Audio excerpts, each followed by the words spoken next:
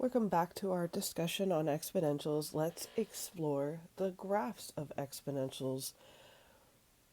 Remember, we had two types of exponential functions in our previous discussion, growth and decay. And if we look closely at this particular graph, we are looking at an example of a growth exponential function. One of the key indicators, other than the graph itself, right, is the function is given, right? So we are going to start by exploring exponentials who, like, super basic, no initial value.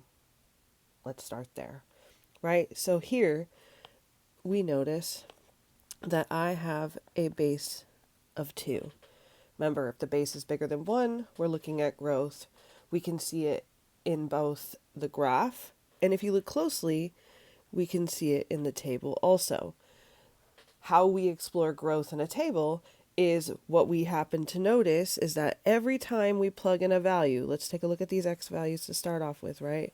Look closely at those x values. They are picked in a very particular way, right? Increasing one right after the other, no skipping any whole numbers, just the next value, the next value, the next value. How these values were found, right? We plug those values into our function, and 2 to the negative third, negative exponents produce reciprocals, so they flip it, get rid of the negative sign, and we get 1/8. Same thing for the negative second, right? 2 to the negative second is 1 over 2 squared, which gives us 1/4. Let's do a couple more. 2 to the negative 1 is equal to 1 over 2 to the first. And then anything to the 0 power is equal to 1. All right. So looking at growth in the table, what we noticed, each time we put in a new input, right? This one to this one, we are going to times by 2. Times 2, 1/2 times 2 is 1. 1 times 2 is 2. 2 times 2 is 4. Times 2 times 2. And that's what we mean by factor, right? Our growth factor. Factor, remember in the last video, it literally means to multiply. So, when we are looking at graphs like this, right, and we're trying to produce a graph, some previous knowledge about them, totally important, right? Having a generic shape, something that we talked about on the last page, growth or decay. Once you have that, you kind of have a basic gist of what the graph's going to look like. Now, what is going to be helpful with graphing? Now, you could just set up a table like this one. Totally perfect. But I will admit, I am a fan of less is more sometimes. And these 3 points I like to call my key points, right? So let me give you some generic information about key points. Remember, our function for exponentials looks something like this, but right now we are exploring when c is equal to 1. So these key points are going to work for when our base value is kind of isolated, that c value is 1, right? So our key points are going to be negative 1, 1 over b, right? There's that 1 over 2, negative 1, 1 over 2. The second one, 0, 1. Third one, 1, b. Once you have these 3 points found, let's mark them on our graph together, right? Here is 1, 2, 0, 1, negative 1, 1/2. Once you have those 3 key points, you can actually get a really good idea of the basic shape, which is great. Kind of the goal, right? To have a limited number of points. But something worth noticing about exponential graphs is kind of this like cutoff line. Notice in this graph, we haven't graphed anything below this axis, the x-axis. right? So it is important that that we kind of take this knowledge that exponential functions will never actually cross the x-axis. Let's actually write that. Exponentials do not cross the x-axis. And I'm talking like your standard exponential, no transformations. We can definitely shift this graph around, but we're talking bare bones basic here, right? Having some basic understanding and then being able to grow from that. And so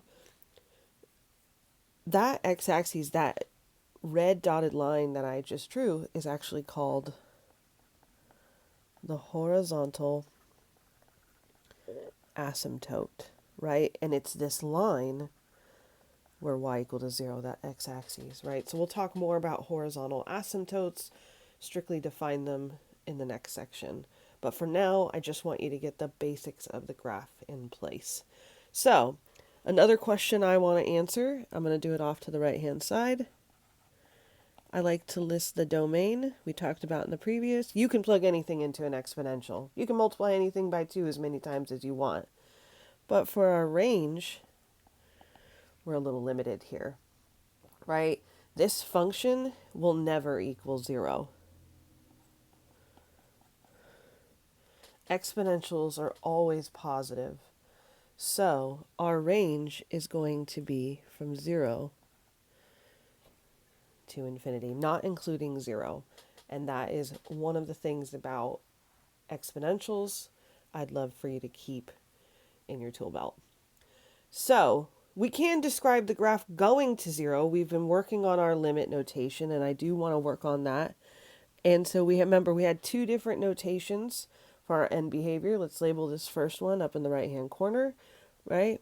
This is our x going to positive infinity side. What are our outputs going to? Up to positive infinity, absolutely. Right? Converting it to limit notation, the limit as x goes to positive infinity of f of x is positive infinity. We've got a whole nother end to this graph that we need to label, and that's this one down here, the second end, right? And so what is x going to as we go to this side?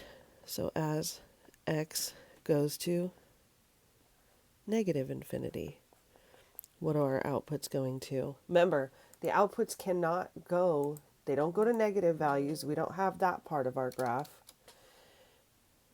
They are getting closer and closer to 0. Maybe not necessarily equal, but they're definitely getting closer, right? So in limit notation, the limit as x goes to negative infinity of f of x is 0. So the limit notation, when we're trying to describe end behavior, like we see with these two, there's actually a strong relationship between the domain and range that I felt like you should definitely worth noting. All right, let's look at our next example. The decay, right? Here's our g of x equal to 1/2 x down here. Right here, right? So this is an example of decay.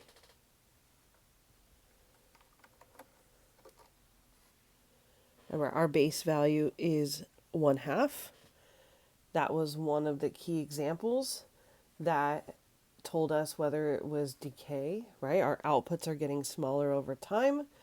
What we happen to notice, we can set up our table in the same way, but save us a little bit of time. Here are those 3 key points that I mentioned to you. -1, 1 over b, 0, 1, and 1 over 1 in b. Right? Remember, our b value is 1/2. You can see how that relates in. So, again, what do we notice? Well, let's start by plotting those key points. 1, 2, 3. I'm just kind of emphasizing them since they did the work for us. And if you know your general shapes of your exponentials, right? You can quickly see that decay shape going in. And the other thing we notice is even in the decay option, we have this horizontal line that our graph kind of sticks around at this end, right? So again, we have another horizontal asymptote, I'm going to call it HA, at y equal to 0. Our domain, still all real numbers. Our range, still all positive y values, as we can see on the graph. For horizontal asymptotes, one thing I didn't mention before is that we do commonly use a dashed line. And what the dashed line means is that it's not necessarily a part of our graph, right? It's not a part of our graph. In fact, let's talk about what a horizontal asymptote is since we're looking at it right now. In fact, horizontal asymptotes, what they describe is end behavior, right? So horizontal asymptotes describe end behavior, particularly when they go to a value, like 0, when they go to a number, right? So you get like y equal to some number, just as long as it's not positive or negative infinity, or else we have no horizontal asymptote. So let's label some end behavior because this is something that we're practicing with. Let's start with this end first. We'll tuck it underneath. As x goes to positive infinity, notice now we're looking at the decay option. Our outputs are tending towards 0, right? So I'm going to zoom in just a little bit. Let's write this in limit notation. Oops, forgot. The limit as x goes to positive infinity. Actually, you know what? Let's take a small fix. Let's be a little flexible. This function was actually called g of x. They don't all have to be called f of x. So let's fix that. Of g of x is 0. Let's go to the other end now. For our second end, right? This is as x goes to negative infinity, our g of x is going to positive infinity. So our end behavior kind of switched from the last case, but it's still very, very similar, right? So the limit as x goes to negative infinity, let's zoom in on that, it's a little small, of g of x is positive infinity. Right, so really giving you all the details here. Let's put together our own example that I'm going to have you guys do. They did all the work for us. Let's do one, and we'll kind of keep it simple, right? Let's say I have a function f of x equal 3 to the x, right? I like to start by first identifying my base, which is 3. I like to make a little note that I'm going to witness some growth. I kind of understand the behavior of the graph based on what we've seen, so I don't really draw the negative space for our outputs, right? Here's my x, here's my f of x axes, so I keep my outputs in the positive side, right? And then I like to kind of set up just a little baby table, and I'll set up my key points, right? So x, f of x, so -1, 0, 1. Remember, those key points, I'm going to zoom out, we can see them in the corner right here. -1, 1 over b. 0, 1, and 1b. So -1, 1 over 3, 0, 1, 1, 3. Before I plot my points, I am a huge fan of getting my horizontal asymptote in there first. It just helps me with keeping that shape of the graph, being sure not to cross this x-axis, and I'll give you the fun. And then what I'll do is I'll go in, let's give some point values. So here will be -1, here will be +1, 1, 2, 3. Let's plot these points. Negative 1 1/3, somewhere right here. 0 1 1 3. You can kind of already see that growth curve. I keep that horizontal asymptote in there. Oops. It's not linear. It's got a little curve to it. That horizontal asymptote really helps me get that shape into there, right? Being very careful not to cross it. It's not that you can cross it, but this graph won't, right? So this is our growth function. I'm not going to go through and label any end behavior. You're definitely more than welcome to if you'd like to practice. I would love to talk more about the general shape, right? So what these ones are an example of, or is when the C value, that initial value, is not 1. So for example, we'll draw one. Let's see, where do we want to put it? Let's talk about the shape of this graph really quick, and then we'll find some space for it. So, like for example, maybe a function would be like 2 times 3 to the x, right? So we'll draw that one in just a minute. But let's look at these standard graphs really quick. So here is our growth graph. It again will have some key points. You can actually already kind of see them labeled on the graph there, right? Our key points are going to be negative 1 c over b, 0 c, and 1 c times b. And we'll do an example, no worries. Again, our exponentials, even when the initial value isn't 1, still have this little dashed line, our horizontal asymptote at y equal to 0. Don't sleep on that. It's really helpful, especially once we start moving the graph around. Now, what we noticed for our key points, only 2 of them are labeled 0c, 1c times b, right? I like to think of this as like my third and final, not totally necessary. I just sometimes like that little reassurance of my shape. In fact, I would consider these 2 points to be our main 2 key points. You can get the general shape from them, right? If you notice, even in the decay option, again, now we're looking at decay. Key points don't change. You still have that negative 1 c over b somewhere right here. Again, key points don't change. If key points don't change, then the horizontal asymptote doesn't change. Those are going to change together. So again, you have a horizontal asymptote at y equal to 0. Domain never changes, all real numbers. And our range, still all positive values from 0 to infinity. Let's clean that up a little bit.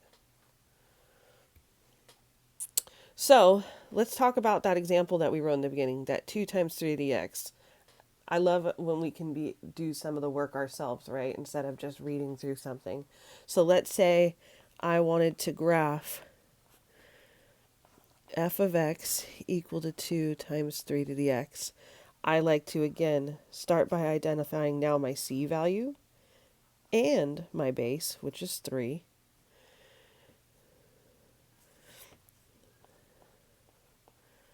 I look at my growth factor, tell me if it's growth or decay. I see growth. Since it's a bigger than 1, I will set up my table, x, and then my output. I'll use my key points, negative 1, 0, and 1. You see them off to the side. That's amazing. Let's just plug in those values. So negative 1 c over a, or c over b, sorry. So 2 over 3, 0c, so 0, 2. 1c times b, so 1, 2 times 3, which is 6. I like to make a little note. that I don't want to forget my horizontal asymptote. The shape of these graphs don't change, and that's kind of what I want you to take away from this.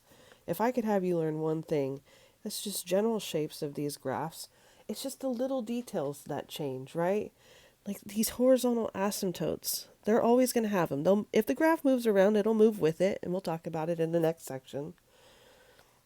These key points, again, we can move them around, but if you can just see kind of this growth or decay shape, it's amazing skill to have when you start your journey in Calc 1, right? So let's plot these points. -1, +1. I'm just going to put a 6 up there. I'm not even going to go crazy with being perfect. Here is my 0, 1. Here is my 0, 2. My 1/6. If you like a little more detail, you can label some numbers. This is what I'm saying. Once you have that idea of general shapes, you got that horizontal asymptote in mind, you can put together these graphs pretty quickly.